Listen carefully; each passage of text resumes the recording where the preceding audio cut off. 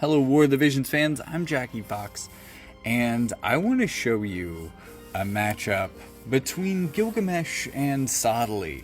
And I want to show you a lot of matchups between Gilgamesh and Sadali, but sadly not that one, this one. And in those matchups, you're going to get to see Sadali versus a variety of different teams, different elements, different people, different accounts, just a bunch of different meta things. And out of all of that, it turned out that this particular team did the best, but there was a little bit of a problem that I figured out how to tech for. Now, the trade-off here is that Mont is not getting his AoE buff onto everyone on turn 1 for my team, which is unfortunate.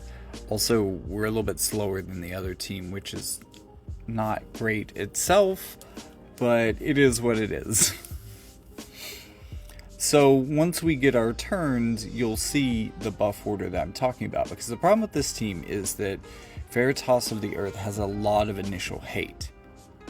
But Mont is now standing in the only space adjacent to him that Sadali can get to. This forces Sadali to use his AoE buff on Mont, getting the accuracy, man-eater, and maybe most importantly 50% damage absorb for several turns onto him, instead of putting it on my tank, who's not really that good at dealing damage to begin with. And 2 out of 3 of those things are pretty damage dealing dependent. Although I guess accuracy, you could miss a lot if you aren't necessarily a damage dealer. That's why a lot of tanks are about half blind.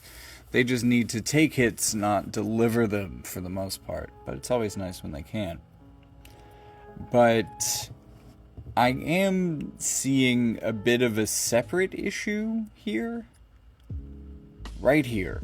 Right here. Sadali running away from us. So my idea was that this would create a team where I could get both of their auras up at the same time for 2 different types of damage mitigation. Damage mitigation that would work very well against Sephiroth and Gilgamesh especially. And use that damage mitigation to just win the damage game with them. I'll be able to apply more pressure than they can apply to me. The problem is those AoE auras are not going to line up with each other, because one aura has gone one way and one aura has gone the other, and I'm not sure Mont is necessarily standing in range of either one, but I think he's behind.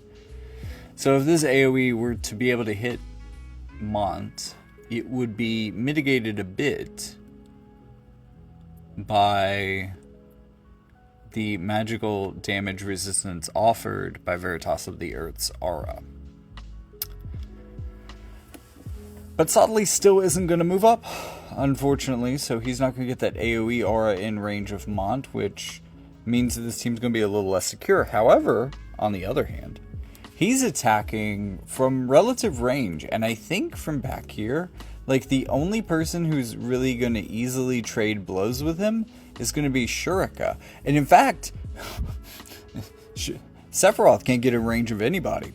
So we got a Crag Bash. That's going to reduce defense penetration for Sephiroth specifically. It's not really going to do much against Gilgamesh, but Sephiroth's damage should be on its way down against our party. On its way down quite a bit against Veritas of the Earth, but unfortunately he didn't survive 2 magical follow-up hits and a very strong wind attack.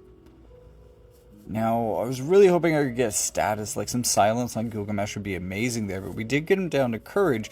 The problem is, it's going to be a couple of turns before we can deal him damage. And the thing about Gilgamesh is, he is really good at coming back from situations like this, especially if he has Seeking Plume active. Now, if that was to KO somebody, he would gain even more life. And I'm running the Blood Sword on him, so any of his attacks is gaining him a little bit of life. But also, if he can activate Seeking Plume on someone, he's going to get even more life before I have my next chance to hit him. But since his Courage activated, and since Sadali does pretty decent damage, I think no matter what happens, I have a decent enough chance of being able to take him down cleanly with Sadali once he gets his turn. So let's see what happens. Cross of Unraveling. Yeah, not only did we take him out, we got rid of the Seeking Plume, even if we hadn't taken him out. Pursual. Ooh, Pursual got the re-raise too, so now it's a 2v1 with their Shurika, and both of my units are at full HP and very far away from each other. So I have managed to engineer a match in trying to get to a formation that would apply the most overlapping auras at one time. I've managed to get to a team that technically has those auras but won't stand near enough to each other to damn use them.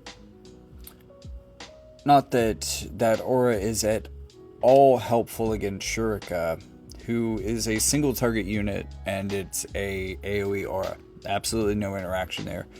You're looking for Volke. Volke actually through aura could resist her damage pretty well, or his team could at least. And I am actually building up Volke on this account. It'd be really interesting to see them get a really high level of full damage mitigation between their two auras. Mont here is going to use some shenanigans to get himself up in the turn order. A little bit of CT boosting. Also having to stand still for immobilize gives him a little extra CT. And that allows him to chain with himself on Shurika and take her down. Despite that wasn't what you were probably thinking, right? So there's a bunch of weird surprises like that. But that was one of the teams that did the best. And even it can fall to the right turn order and the right initial placement. So like, subscribe, check out that premiere later today. Hey, talk to me in the live chat of that. I would love to see you there. It's going to be 4 o'clock Eastern Standard Time. Thank you for watching, and I'll see you in the next one.